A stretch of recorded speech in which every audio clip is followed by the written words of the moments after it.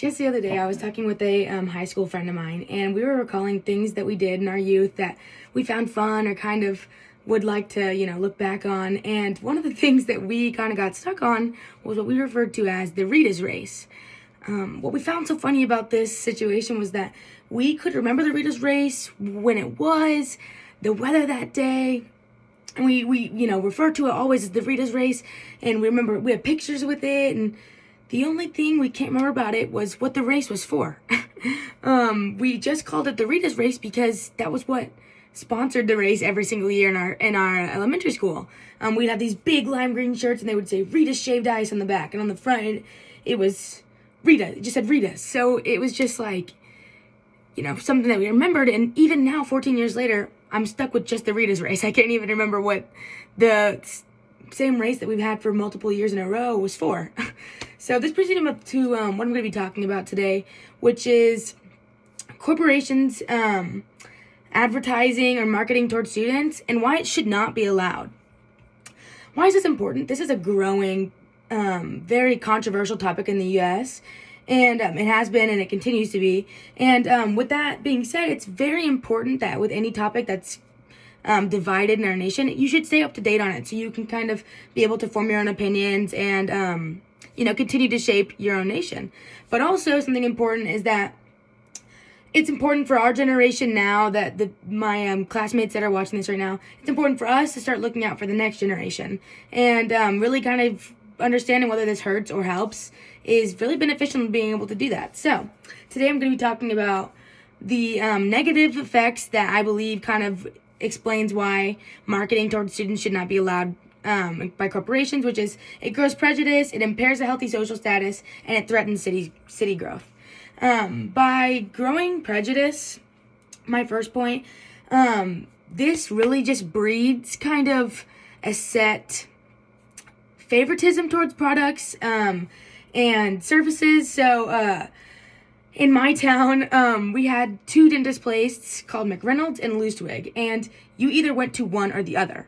And at my school, Keller Elementary, all the way up to high school, we actually always had McReynolds as a sponsor. So if you had McReynolds, you were a cool kid, and it was always that if you didn't get McReynolds, you were kind of lame. And even though that sounds kind of stupid, at a very young age, we were already kind of setting divides based off of something that was being told to us. So I really think that this ability to market towards students from corporations just kind of begins that first process of, feeling better than somebody else about what you're having, or kind of turning your nose down towards products that might not be the most expensive or the favored ones.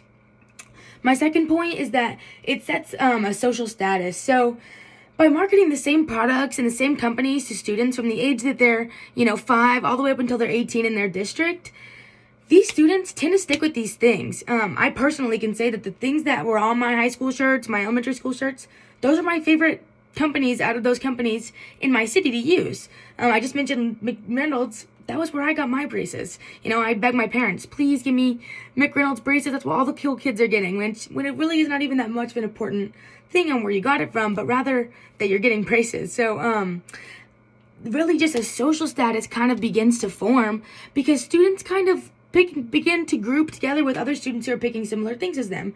If you and all your friends all go to McReynolds, then, you kind of turn your nose down to the kids that went to Lustwig, and they found comfort in each other. And while this is kind of nice that they can find each other, it's really poor because it breeds just kind of this division, which is horrible. Susan Lin, a Harvard psychiatrist, she actually discovered that kids under 8 who grew up in a commercial culture can't distinguish between advertisements and programs. She even alludes later that problems like obesity, eating disorders, and body image kind of stems from maybe commercial advertising and towards younger people, and that can especially be applied towards students. My third point is dampens town dynamics. With the set products that people prefer to go to and set restaurants people prefer to go to, the people in that town continue to stick with those things. That means that likely no new places will open.